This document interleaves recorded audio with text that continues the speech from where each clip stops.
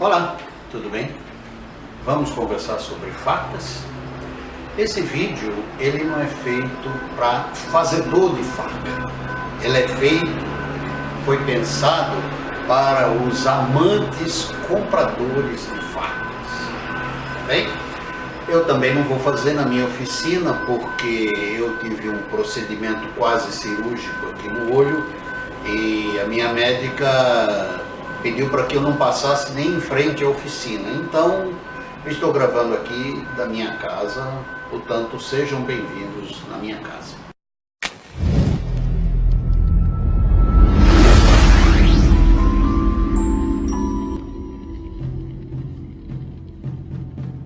Vamos lá? Então, qual é a função de uma faca? Cortar. E eu tenho diferentes funções para cortar, portanto, ou funções de corte. Então eu tenho que ter diferentes tipos de facas. Então, se eu tenho diferentes funções de corte, eu tenho que ter diferentes tipos de facas. Mas antes de falar de faca, vamos fazer um devaneio. Por que é que os homens, gênero masculino, na sua grande maioria, gosta de faca? As mulheres também gostam, mas não são inveteradas como a grande maioria dos homens é. Existe uma razão para ter esse fascínio, para que os homens tenham esse fascínio por facas? Todos sabem que eu sou biólogo e como biólogo evolucionista eu vou buscar resposta para essa pergunta no DNA. Ao longo desses milênios, o homem sempre foi usuário da faca. Como instrumento diário, de uso diário, ao longo de toda a existência humana, a faca mudou muito pouco. O que é que foi que mudou na faca? Um pouco da forma, a faca original, pegar na mão, cabo e lâmina. Se aumentou o tamanho da lâmina, virou espada. Se aumentou o tamanho do cabo, virou lança. Isso em função da sua necessidade. Mas em matéria de... pensando no material utilizado para a confecção da faca, de lá para cá mudou a lâmina, que saiu da pedra para o aço. Porque o material usado no cabo, lá no passado, ainda é hoje. Madeira, chifre, osso. E hoje acrescentou material sintético, como o polipropileno, que é aquele plástico branco das facas que se deve usar em açougue, em indústria de carne. Tá? Fora isso, a faca praticamente não mudou nada ao longo desse tempo todo. Então, voltando a pensar naquele homem primitivo, né, e pensando também como um biólogo evolucionista, eu acho que esse fascínio que o homem tem, que está, eu acho, intrínseco ao seu DNA, vem pelo poder que a posse da faca dá ao homem, hoje e muito mais no passado. Quanto maior a faca, maior o poder. Quanto maior o poder, eu posso pensar que esse homem com uma faca e com poder seria um líder, seria um chefe tribal, teria prestígio, seria um grande líder daquela comunidade, seria uma pessoa respeitada, né? Uma pessoa a ser consultada, uma pessoa de prestígio. E como tal, também seria o despertar do interesse pelas mulheres da época, pensando numa pessoa que pudesse dar proteção, que pudesse ser provedor das necessidades da família. Esse homem poderia ter várias mulheres sobre os seus cuidados, consequentemente maior número de descendentes, e eu tenho a impressão que essa situação ao longo dos milênios passado de geração para geração, incorporado à atividade, ao DNA do homem, isso pode ser uma das respostas a essa pergunta, por conta do fascínio que o homem tem pela faca. Pode-se acrescentar a essa resposta, e eu não vou entrar em detalhe aqui, quem quiser procure, qual é a etimologia da palavra vagina. Procure lá, e eu tenho a impressão que se procurar na fonte certa, você vai conseguir encaixar essa etimologia da palavra vagina para responder a essa pergunta do fascínio que o homem sente pelas facas. Você não precisa acreditar nessa minha resposta. Esta é a minha resposta. Tá? Eu encontrei elementos para criar, para imaginar essa resposta e aceitar essa resposta, vendo artigos de antropologia, vendo documentários de antropologia, de pré-história, não é? A faca como instrumento, então, não mudou nada.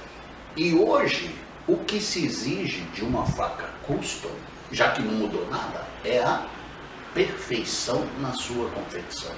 Hoje eu tenho forja a gás, hoje eu tenho conhecimento de metalurgia, conhecimento de aço, conhecimento dos materiais, ferramental adequado à confecção de facas. Então, hoje, o que se exige de uma faca custom é a sua perfeição. Para alguns apreciadores de faca, a melhor faca é a de inox, e a justificativa não enferruja. É razoável a justificativa, só que essa faca não retém fio. Vá num açougue e peça 3 quilos de bife. Ele vai pegar uma faca de aço inox, que é uma exigência da Anvisa, com um cabo de material sintético, que é outra exigência da Anvisa. Ele assenta o fio da faca na chaira, corta 1 quilo e assenta o fio de novo, corta mais um tanto, assenta o fio de novo. Então, para aquele que acha que a melhor faca que existe é de inox porque não enferruja, é uma razão dele. Outros preferem trocar a possibilidade de enferrujar pela retenção do fio, que é o caso do aço carbono. O aço carbono pode ser temperado, coisa que o inox, a princípio não, só um inox especial, e contempera a maior retenção do fio. Só que tem um prejuízo, ela enferruja. Mas há quem prefira trocar o ferrugem pela retenção do fio do que o inox pelo um fio de pouca duração. Tá? E na comunidade de cutelaria, eu ouvi uma frase que passou a ser verdade para mim. Embora eu não seja colecionador de facas, nem guardador de facas, não existe faca que enferruja. Existe dono que não toma conta. Aquele que usa a faca na pescaria ou no churrasco, lava mal e porcamente, põe a faca com os outros talheres, guarda a faca dentro da bainha e por aí vai. Não dá o devido tratamento e aí acha que a faca não presta porque ela enferruja. Retirando o preço que uma faca tem, o que é de preferência para o amante da cutelaria, o amante da faca? Tem aqueles que não se incomodam com faca, afiou, tá bom, ela cortou, tá atendendo. Outros preferem uma faca maior, uma faca grande. Outros preferem faca pequena. Outros preferem facas clássicas, né? Assim, conhecidas mundialmente, uma faca Bowie, né? Uma adaga mediterrânea, que é da onde surgiu a integral gaúcha, né? A faca Cooker, né? Que é lá das Filipinas, se não me engano, uma faca Hunter, uma faca de tiracouro chamada Skinner. Existem todas essas preferências, né? por tipo de faca. E existe aquelas facas que o camarada olha e fica apaixonado, parece uma alegoria de escola de samba. Essa faca que eu chamei de alegoria de escola de samba é uma faca que ela é toda cheia de coisas, né? De furo, de ponta, de serra, que não agrega valor nenhum, que não tem uma função específica, tem um fio difícil de afiar, né? Tem um desenho diferente que não é usual, mas ela desperta o interesse daquele amante da cutelaria, né? E tem aquela faca que é a mais mal feita possível, que eu chamo de faca de presídio, tá? Porque ela não tem acabamento nenhum, ela não tem qualidade nenhuma e o camarada quer vender essa faca e tal. Então, essas são os tipos, né, de faca que nós temos. Mas independente do tipo de faca, o que eu preciso avaliar quando eu for comprar uma faca? A primeira coisa que eu tenho que avaliar é se ela está afiada, se ela corta. E para eu saber se ela corta, eu tenho que fazer um teste. Pegar a faca e cortar um papel, ou tentar cortar o pelo do braço. Tá? Cumprido essa exigência precípua, né? Uma faca tem que cortar. Vamos para o segundo critério, simetria. Onde é que eu vejo a simetria da faca? Em vários pontos. Principalmente a simetria no choio. Choio é uma região da faca, aqui, essa região, vamos ver, essa região aqui, na frente da guarda, atrás do fio, abaixo do ricaço. Essa região é o choio, e quando eu olho assim, eu tenho que perceber que o fio está simétrico no choio. Esse é um dos critérios da simetria da faca. Essa condição, portanto, só vale se a faca tiver ricaço e, portanto, tiver choio. Se não tiver, não vale. O próximo critério que eu vou olhar com relação à simetria é segurar a faca e olhar a faca assim. Então, a faca e o cabo e a lâmina tem que ser um único conjunto.